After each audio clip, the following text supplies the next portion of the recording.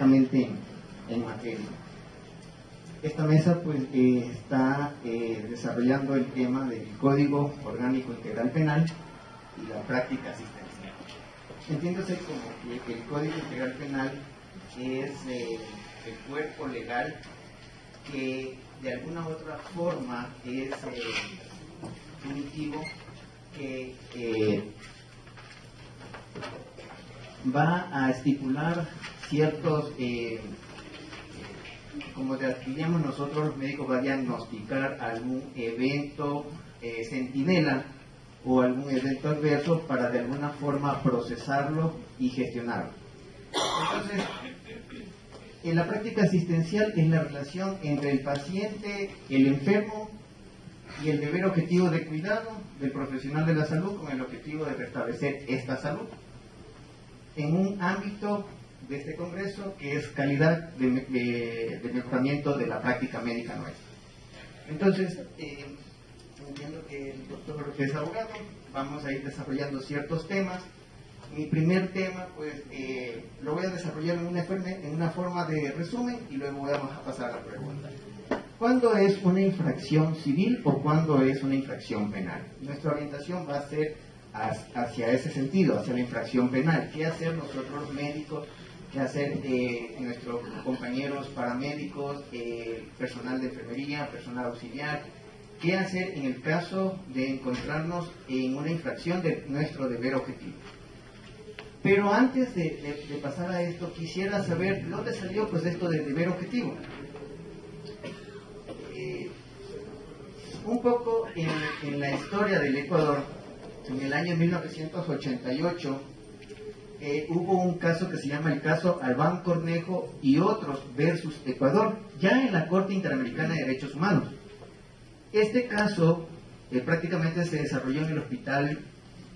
Creo que como es público no hay forma de evitarlo, es en el Hospital Metropolitano.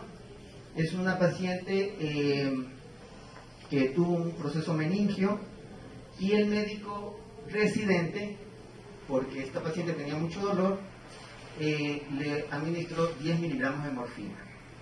Obviamente con las consecuencias obvias. Morfina, una droga muy poderosa, muy fuerte, el paciente se deprimió, no se dieron cuenta, el paciente falleció. Esto sucedió por allá por los años 1988, ya casi más o menos 20 y pico de años, poco más de 25 años. Y en el 2008, esta causa, que sale, esta Corte Interamericana de Derechos, sale a favor de los demandantes, en este caso la familia Cornejo, Albán Cornejo, y pues sanciona al Ecuador con una parte pecuniaria de casi 3 millones de dólares y con el objetivo de que el Ecuador gestione, porque hasta ese entonces nosotros como ecuatorianos no teníamos ningún código que analizara la mala práctica médica. Entonces, en esta sentencia ya del 22 de noviembre del 2007, días previo o meses previo a la Asamblea Constituyente del Ecuador, donde ya prácticamente en esta asamblea viene y se integra lo que es el Código Orgánico Integral Penal actualizado, o sea, ya lo comienzan a analizar y se estudia el artículo 146, que va a ser prácticamente nuestro tema de conversación. Se integra de muy diversas formas. Entonces, por ejemplo, el artículo 146 en sus incisos habla exactamente o refiere: el tercer inciso será sancionado con pena privativa de libertad de 3 a 5 años si la muerte se produce por acciones innecesarias, peligrosas e ilegítimas. Para la determinación de la infracción del deber objetivo de cuidado se infringirá los 4 componentes que contiene el artículo 146. Bueno, esta es la introducción a esta mesa redonda. Espero que se haya comprendido de dónde sale lo que es la parte del deber objetivo de cuidado. Y vamos a empezar pues con el doctor Rubio, comentándonos cuando nosotros tenemos una infracción civil o penal. Buenos días. A ver, quisiera realizar unas pequeñas puntualizaciones nada más sobre lo que se manifestó en principio. En efecto, existe ahora y está en vigencia desde el año 2014, 10 de agosto del año 2014, el nuevo Código Orgánico Integral Penal. ¿Qué es este Código Orgánico Integral Penal? A breves rasgos, antes existían leyes de carácter penal, carácter punitivo, dispersas de alguna forma. Existía un Código Penal, un Código de Procedimiento Penal, las leyes de infracciones de tránsito, adolescentes, estaban dispersas. ¿Qué es lo que quiso o qué es lo que se buscó de parte de los legisladores? Unir en un solo grupo todo el compendio de delitos, y como el derecho, igual que la medicina, todo evoluciona, muchos delitos fueron sacados de este código y fueron integrados otros muchos tipos penales. Entre estos, obviamente, y sí, en base a una petición de la Corte Interamericana de Derechos Humanos, que a más de la sanción pecuniaria que le impuso al Ecuador, en su resolución dispuso que el Ecuador debe normatizar, debe poner en su normativa legal, sin decir que sea de carácter penal, pero sí hizo la sugerencia de que debe ser mejor controlado el tema de sanciones en tipos de mala práctica médica, a la que se refería en principio. En efecto, la mala práctica en el Código Integral Penal no está puesta como mala práctica médica, sino como homicidio culposo por mala práctica profesional. Fue uno de los cambios que se logró a último minuto, porque en principio lo que iba a hacer era homicidio culposo por mala práctica médica. De todas maneras existe una estigmatización y va más apuntado obviamente al ejercicio de la profesión médica, sino que otro profesional podría ser sancionado con esto, con este articulado. Hablemos tal vez de choferes profesionales, hablemos tal vez de arquitectos, ingenieros, que en el ejercicio de su profesión podrían ocasionar la muerte de una persona, pero son casos completamente distintos y que tienen otros ángulos u otras aristas muy diferentes. Sin embargo, en la práctica, lo que se está aplicando y lo que más perjuicio desde mi punto de vista práctico, al yo ser cabeza de un estudio jurídico, de una empresa que se dedica hace un poco más de 10 años a la defensa del profesional de la salud, se ha visto un aumento en un porcentaje cerca del 80 al 85% de precisamente denuncias presentadas en contra de profesionales de la salud. El Estado se ha vuelto un Estado garantista, y eso sí, valdría la pena, y ahora sí, yendo un poco más a contestar la pregunta, le ha dado al ciudadano varias vías para hacer reclamos enfocados a la mala prestación de un servicio de salud, que también es lo que manifiesta la Constitución de la República, y entre ellos está el ámbito administrativo, el ámbito civil, el ámbito penal. Pueden hacerse denuncias inclusive a la Defensoría del Pueblo, a la Tribuna del Consumidor, pero la diferencia principal entre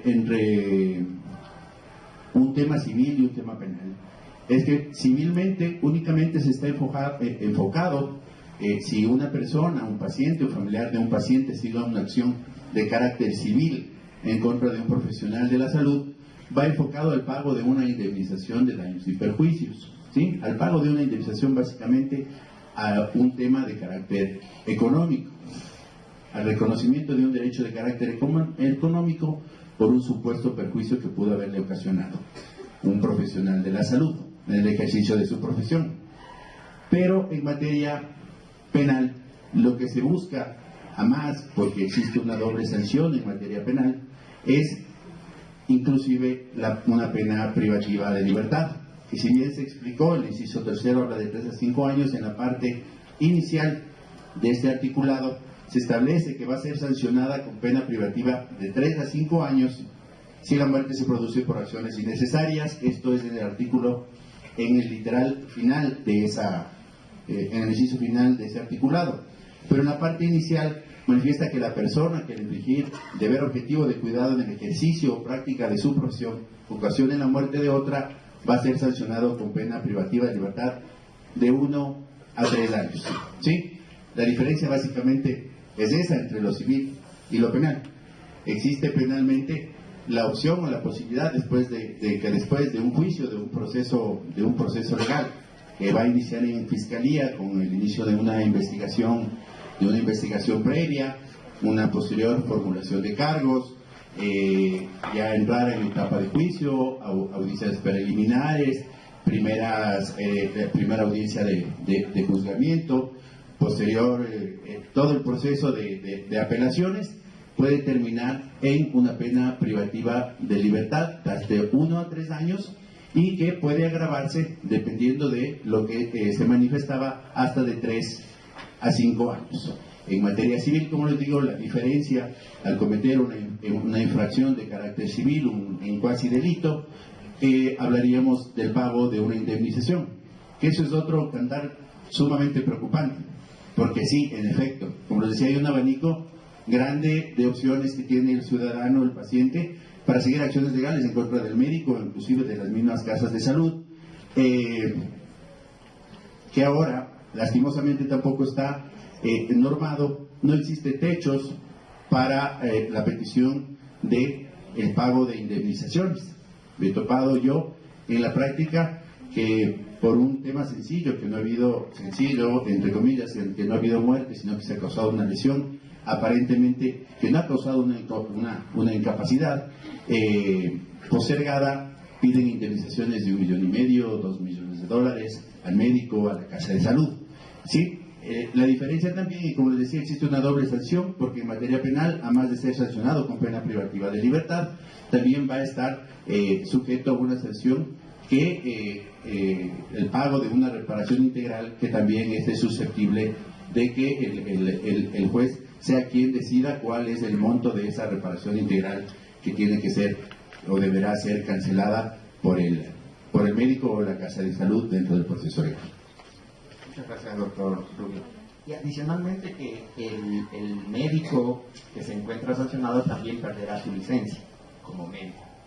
En este accionar, doctor Narváez, desde el punto de vista médico, para nosotros, ¿qué serían acciones innecesarias, peligrosas o ilegítimas? Sabiendo que nuestro deber objetivo de cuidado, prácticamente al cumplirse los 4 incisos del artículo 146, prácticamente nos dicen, usted es culpa, o sea, tiene culpa de haber infringido el deber objetivo. ¿Cuáles serían las acciones innecesarias, peligrosas e ilegítimas que los médicos podemos cometer, o personal de enfermería, personal auxiliar puede cometer en un momento de un evento centinela?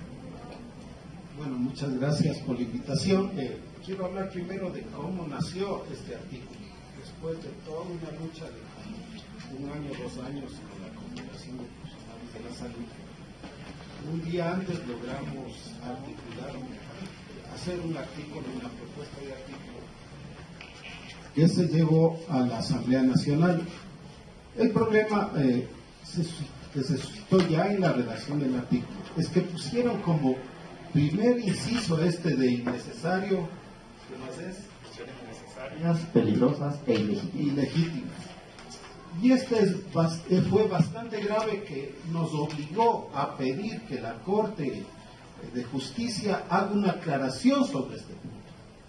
Porque si comienza interpretando este inciso, ¿qué es innecesario?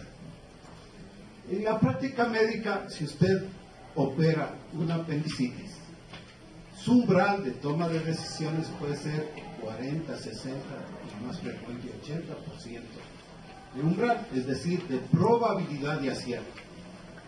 Y lo mismo pasa con las cesáreas, por lo tanto habrá 20 a 30% de falsos positivos intervenidos. Pero usted ahí no ha infringido el deber objetivo de cuidado, porque ha aplicado el lex artis, pero como trabajamos en incertidumbre, cualquiera puede interpretar que una cirugía hecha en un paciente que después en el histopatológico sale negativo es innecesario. Y eso ya nos puso en una alerta muy seria al respecto.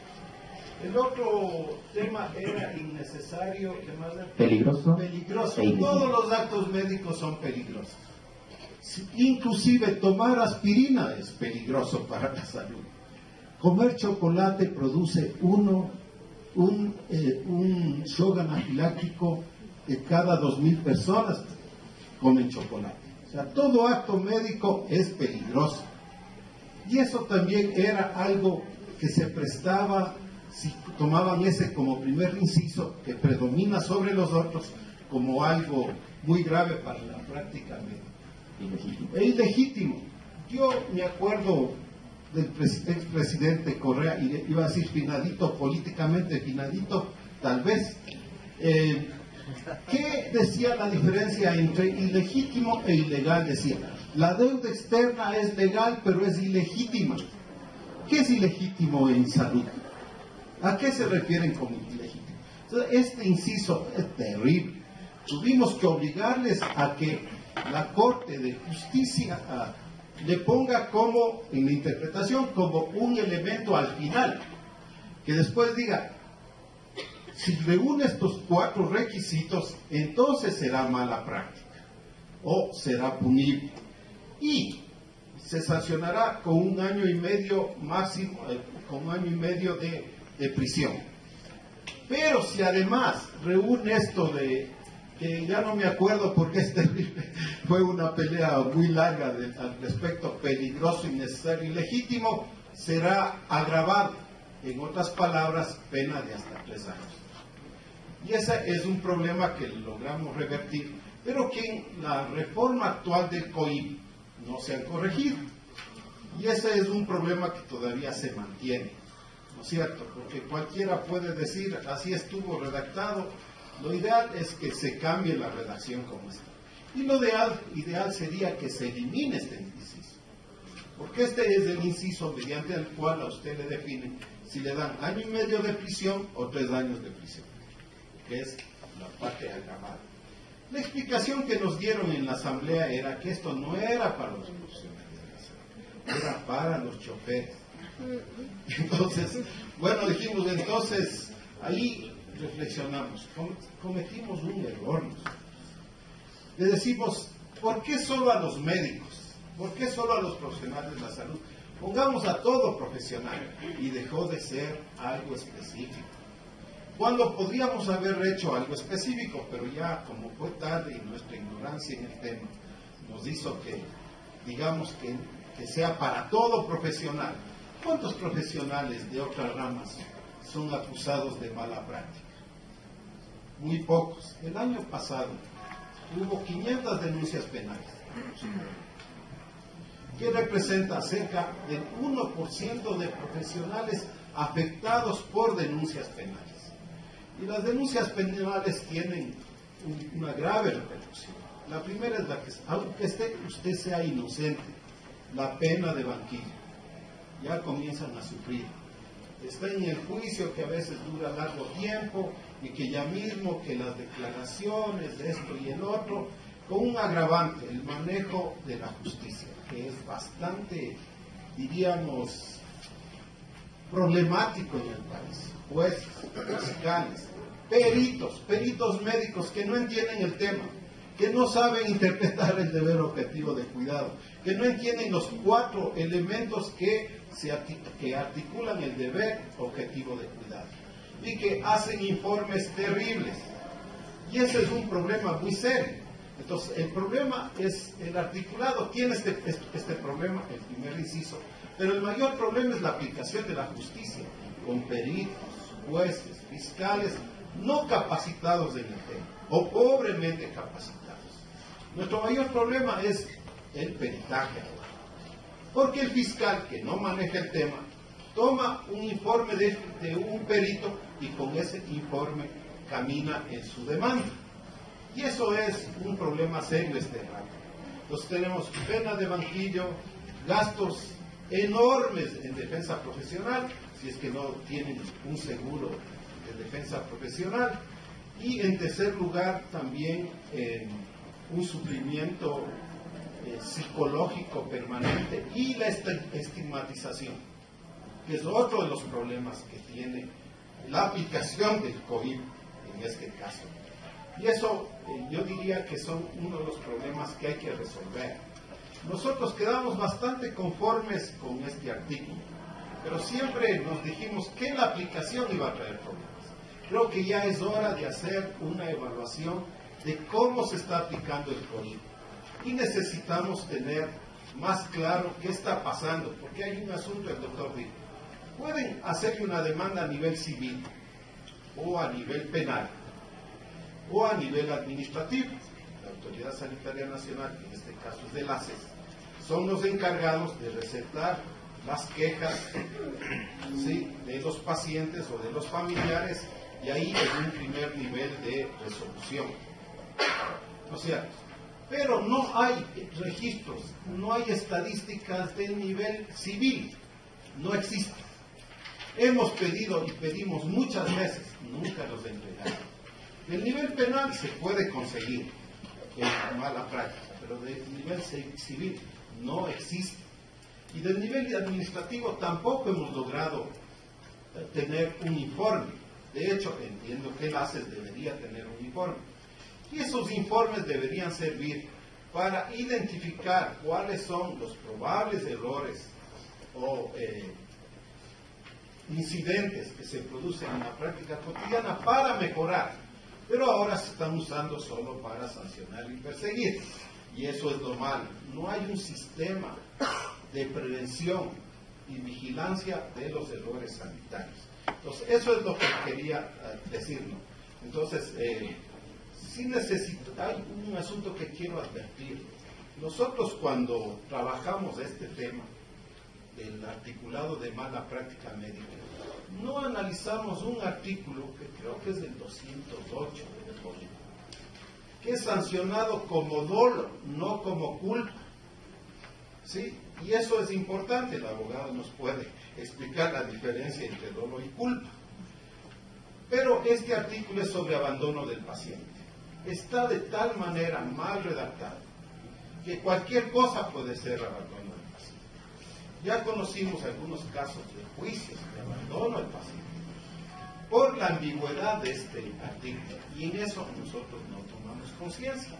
Y creo que hay que comenzar a trabajar también en el tema de abandono del paciente y pedir modificaciones a este articulado, así como al artículo de mala práctica profesional. Gracias, doctor Narváez.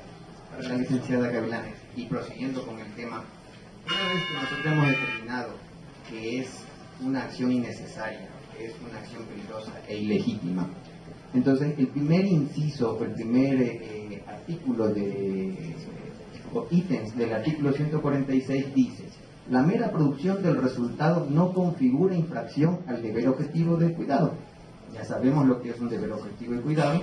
Ahora ya estamos dilucidando que estos 4 ítems tienen que cumplirse para nosotros poder decir que usted faltó al deber objetivo de cuidado. Entonces, la primera dice: la mera producción del resultado, en este caso la muerte, o el evento centinela o el evento adverso, por fármacos, como tenemos el evento de la Corte Interamericana, no configura infracción del deber objetivo de cuidado.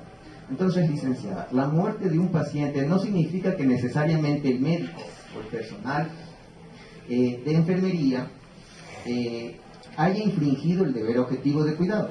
Se analizará el desarrollo de los hechos que concluyeron en el fallecimiento del paciente y no solo el resultado. Desde el punto de vista de enfermería, licenciada, que usted podría comunicarnos, decirnos cuáles serían las acciones a tomar. Buenas tardes con todas y todos. Muchas gracias por la invitación. Realmente es un tema muy amplio en la que todos los profesionales tenemos que estar atentos. ¿Por qué digo esto? A veces solamente nos dedicamos a nuestra profesión con especificidad, a lo que nos interesa como profesional, pero sin embargo yo pienso que también deberíamos un poco interesarnos cuáles son las leyes que nos pueden aplicar e inclusive nos pueden llevar a la cárcel. Porque a veces como profesionales decimos: a nosotros nunca nos va a llegar, y no es verdad, porque algún momento nos llega. Y sí, como decía el doctor Narváez, como profesionales de la salud, cuando estaban trabajando en el Código Orgánico Integral Penal, los profesionales de la salud como confederación nos dedicamos prácticamente meses enteros a trabajar con abogados penalistas para que este COIP no sea tan punitivo como lo estaba antes. Sin embargo, cuando se pegó el artículo, se logró llegar con el artículo, hubieron cambios. Al inicio, en realidad era mala práctica médica. Y nosotros decíamos, bueno, es mala práctica médica, es para los señores médicos. Pero después ya no era médica, era profesional. Entonces, ¿qué quería decir con eso? Que abarcaba a todos los profesionales. Para nosotros como enfermeras, enfermeros, sí, el Código Penal nos da miedo. Yo digo como enfermera. Tenemos muchos casos de enfermeras y enfermeros que están cumpliendo pena privativa de libertad e inclusive ya han pagado indemnizaciones. Entonces, ¿qué quiere decir con esto? Que no es solamente una ley que está ahí, es una ley que se está aplicando. ¿Cómo estamos nosotros como Federación Ecuatoriana de Enfermeras, como enfermeras, enfermeros?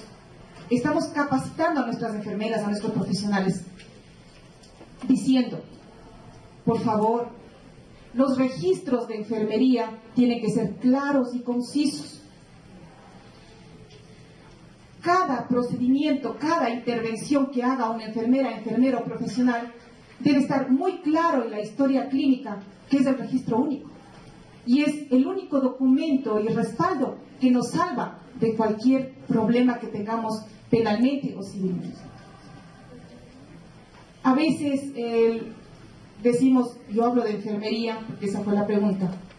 En el caso de enfermería a veces decimos, es que tenemos tantos pacientes que no alcanzo a hacer el informe de enfermería. Y es verdad, porque las enfermeras y enfermeros tenemos 20, 15, 30 pacientes que tenemos que hacer el reporte de enfermería aparte de las intervenciones y a veces no se alcanza a hacer el informe. Pero yo, como les digo a mis compañeros, ¿qué pasa si es que un paciente del que usted no hizo el informe se muere o le pasa algo?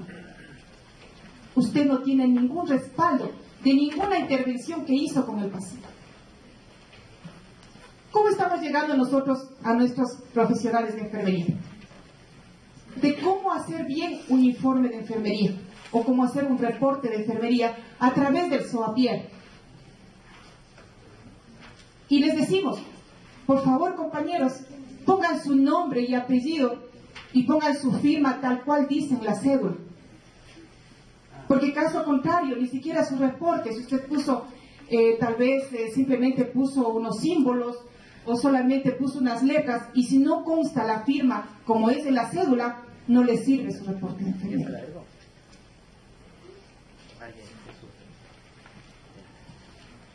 Estamos hablando de que, de acuerdo al Código Integral Penal, dice que debemos aplicar normas, reglamentos.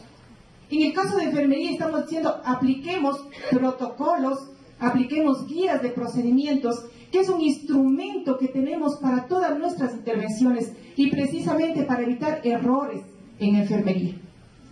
Uno de los errores que más cometemos enfermeras y enfermeros es en nuestra función principal, que es la administración de medicamentos. Pero en la administración de medicamentos tomaremos en cuenta que no es que la enfermera prescribe, el médico también es el que prescribe y la enfermera lo que hace es la administración de esa prescripción. Pero a veces también hay errores, todos somos seres humanos, también hay errores en las prescripciones médicas, con el respeto a los señores médicos. Y para eso es que también las enfermeras y enfermeros somos preparadas, también somos universitarias, tercer, cuarto nivel, en la que también tenemos que analizar qué es lo que vamos a administrar. Y sin embargo también en la administración de medicamentos decimos, los enfermeros y enfermeras debemos cumplir los 5 correctos. El primero es la hora correcta. Si tenemos 30 pacientes, si tenemos 20 pacientes, y la hora correcta de una administración de medicamentos es 8 de la mañana, el paciente que primero le vamos a administrar la medicación es el único que recibe a la hora correcta. Porque los demás pacientes terminaremos 10, 10 y media, no hemos prácticamente aplicado los 5 o 10 correctos. Hablamos de culpa y dolo. yo creo que ninguno de los profesionales de la salud vamos a cometer dolo.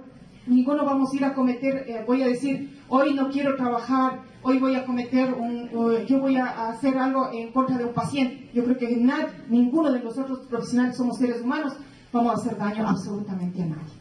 Es culpa, y hemos hablado esto tanto que cometemos errores, pero ¿por qué? Errores tal vez por una recarga laboral, por cansancio, por cuántos motivos que podemos cometer errores. Hablamos de eventos adversos. Yo digo eventos adversos como que se nos ha limitado un poco a decir yo cometí un error por el miedo que tengo, a que me culpen y pueda ir a la cárcel. Entonces también hay que ver cómo yo voy a manejar esa parte del evento adverso. Hablamos de un informe técnico. Cuando una enfermero comete un error, le piden un informe técnico. Pero debemos saber quién nos va a ayudar a hacer el informe técnico. Porque desde el informe técnico parte de qué es lo que le va a pasar en su vida profesional y en su propia vida. Para eso tenemos que buscar profesionales que nos ayuden a hacer el informe técnico. Eso es uno de los primeros pasos que nos pide, sea la fiscalía, sea la dirección, sea la gerencia, es el informe técnico. ¿Qué pasó? ¿Qué pasó cuando usted estaba atendiendo al paciente? Y como decía el doctor Narváez, ¿quién califica el informe técnico? ¿Califican pares? ¿Tenemos peritos en todas las especialidades, en todas las profesiones? No tenemos peritos. Peritos en enfermería no hay uno, aquí en el Ecuador. Y si hablamos de pares, estamos hablando de que si yo, enfermera de emergencia, cometí un error en administración de medicamentos, en lo que sea, quien tiene que evaluar el informe técnico también es una enfermera que trabaje en emergencia con experticia. ¿Por qué razón? Porque será la única forma de que realmente ese informe, para mí, que yo quedarme tranquila y que sea válido o no sea válido, y sea la persona con experticia diga sí, cometió un error o no cometió un error. Muchas gracias. Muchas gracias, doctora. El doctor Narváez quería Solo algunas aclaraciones al respecto de los incisos, de los numerales del 1, ¿no? Puede haber errores sin daños y puede haber errores con daños. Lo que hay que estar claro es que cuando hay daños se pueden clasificar en daños por eventos adversos de la práctica sanitaria o por complicaciones o hechos fortuitos, que no dependen ya del profesional ni de la institución, sino dependen de la historia natural de la enfermedad, pero también dependen de las condiciones del paciente. Entonces, cuando estas muertes o lesiones se producen por este hecho, esas no son punibles, ni civil, ni a nivel, no son sancionables ni a nivel penal, ni a nivel civil. Ahora, ¿cuándo se producen los denominados errores? Nosotros ahí comenzamos a hablar y estamos planteando diferenciar los eventos adversos culposos. Entonces, ¿qué es un evento adverso culposo? Porque hay el doloso y el culposo. Entonces, el doloso no es sino cuando usted ha incumplido el deber objetivo de cuidar, no ha aplicado los conocimientos, las normas, las leyes, los protocolos en parte, y ahí está cometiendo la infracción al deber objetivo de cuidar. Pero este no cometimiento puede ser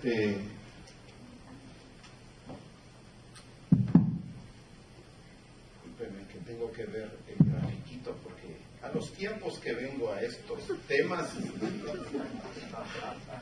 ya no me sé de memoria, antes sí le recitaba. Ya. Entonces, cuando hay una infracción deliberada, entonces ese es y lo que es un error en incidentes, no estoy hablando en términos jurídicos, sino en términos médicos. Entonces hay un incumplimiento deliberado e incumplimiento involuntario. Veamos lo deliberado. Yo sé que no debo hacer una cesárea, pero por razones comerciales hago una cesárea y puedo producir un daño. Eso será infracción culposa, es culpa. Pero cuando hay la intención de hacer daño, es decir, yo estoy consciente de que estoy incumpliendo una norma, estoy incumpliendo el ex artis, pero además es deliberado para hacer daño, entonces eso es dolo. La culpa es cuando no hay intención de hacer daño. ¿Sí? Entonces también puede haber incumplimiento deliberado, pero sin intención de hacer daño. Pero también puede haber un incumplimiento involuntario que define un daño, y eso también es culposo. Y la otra definición que nos interesa tener claro a los profesionales cuando hay daños, que estos no sean producto de un error. Y el tema de errores se clasifican en los errores culposos, digamos, que ya expliqué, pero también hay lo que se llaman desviaciones de la práctica médica. Esta no es una nomenclatura jurídica.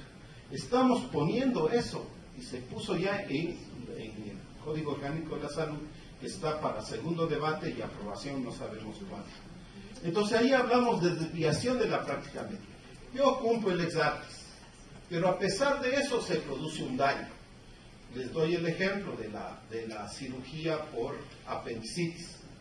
¿Sí? Yo estoy consciente de que el 20% de mis pacientes a los que opero no son apendicitis, pero los recursos que tengo, porque desgraciadamente para apendicitis no hay estándar de oro, nunca llegará al 100% de certeza de que es apendicitis. Y lo mismo pasa con sufrimiento fetal. Nunca llegaré a 100%, siempre habrá un 10, 20, 30% de falsos positivos. Y si por acción quirúrgica se produce un daño, una lesión, eso no es ni dolo ni culpa. Eso es, les llamamos desviación de la práctica médica. Y les llamaban antes errores justificados. Pero el término error es ya estigmatizado, y por eso en la nomenclatura que la OMS ha definido, le llaman desviaciones de la práctica médica. Entonces, las desviaciones no son sancionables. El problema es que si alguien no sabe eso, si autoridades, peritos no saben eso, le pueden comenzar un juicio por culpa, cuando en realidad es una desviación de la práctica médica. Y usted tiene que demostrar eso. Y aquí quiero hablar de algo para ligar con la conferencia anterior sobre el problema de diagnóstico. Saben que el mayor porcentaje de errores, 60 a 70%, son por problemas de diagnóstico, por problemas de umbral, por operar, por ejemplo, sin haber llegado al mínimo de probabilidad para operar. Pero también puede ser que pido más pruebas de lo necesario y se me complica por esperar. Entonces, estos errores de umbral, y desgraciadamente en nuestras facultades de medicina, no se está enseñando medicina basada en evidencias o lógica clínica aplicada al diagnóstico. Todo el mundo recibe MBE aplicado a intervenciones, a fármacos, y no a diagnóstico. Y estos son la mayor fuente de errores. Nada más eso, muchas gracias. Ok, muchas gracias, doctor Narváez. Aquí, para continuar, el doctor Rubio nos va a ayudar. Una vez que nosotros ya sabemos que la mera muerte del paciente no configura que nosotros hayamos infringido el deber objetivo, ya nos explicaron claramente, doctor Rubio, el inciso 2 dice: la inobservancia de leyes, reglamentos, ordenanzas, manuales, reglas técnicas o lex artis aplicables a la profesión. Entonces, el doctor Narváez nos decía que una vez que nosotros incumplimos un protocolo para atender una cesárea, entonces solamente en ese contexto estamos infringiendo ya el primer y el segundo artículo del artículo 146, valga la redacción. Entonces, el incumplimiento por parte del médico o personal de enfermería, personal auxiliar, personal de salud, también hablaba de la parte administrativa, de las normas generales de su profesión, es decir, el no apego a los estándares básicos de la profesión es una de las condiciones que debe concurrir con todas las otras para que se configure la infracción del deber objetivo de cuidado, pero no la única. Ya sabemos que la muerte no concluye exactamente que sea una infracción nuestra, luego el no cumplir con normas, reglamentos, y el tercero, el resultado dañoso de esta acción, de esta práctica asistencial nuestra, debe provenir directamente de la infracción del deber objetivo de cuidado y no de otras circunstancias independientes o conexas. Si un paciente fallece por falla de insumos o medicamentos, en las cuales en las instituciones públicas o privadas muchas de las veces no hay, entonces, con infraestructura inadecuada, causas propias de la enfermedad o por característica propia de la persona, no es responsabilidad del médico tratante. Doctor Rubio, en estos dos incisos, inobservancia de leyes y reglamentos, y que el resultado dañoso debe provenir directamente de la acción, o sea, de que nosotros descuidemos a nuestro paciente, que no necesariamente tiene que ser la infracción del deber objetivo, desde el punto de vista legal, ¿cómo deberíamos nosotros, personal de salud, profesionales de salud, actuar, por ejemplo, ante una institución que no nos provee todos los insumos y materiales para nuestra práctica asistencial? A ver, primero igual para aclarar esta parte, habla de inhabilitación, el ejercicio de la profesión exclusivamente durante el tiempo de la condena, y el proceso de habilitación deberá volver, para ejercer su profesión deberá ser regulado. Esto no se ha regulado todavía. Pero habla también de que la determinación de la infracción al deber objetivo de cuidado debe concurrir todos esos elementos. Es decir, no solo uno, no dos, sino todos los elementos que estamos analizando deben ser parte para que se pueda determinar la existencia de infracción al deber objetivo de cuidado.